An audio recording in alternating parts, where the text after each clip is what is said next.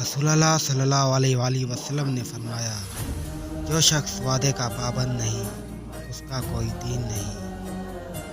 جس شخص نے بغیر عذر اور بیماری کے رمضان کا ایک روزہ بھی چھوڑ دیا تو خواہ ساری عمر کے روزے بھی رکھتا رہے وہ اس کی تلافی نہیں کر سکتا۔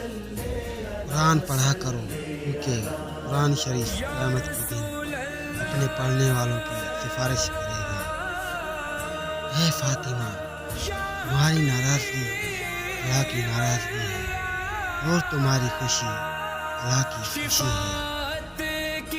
اے فاطمہ، تمہارے لیے بشارت ہے کہ اللہ کے نزدیک تمہارا ایک خاص مقام ہے، جس کی وجہ سے تم اپنے شیعوں میں اپنے چاہنے والوں کی شفاعت کرو گی۔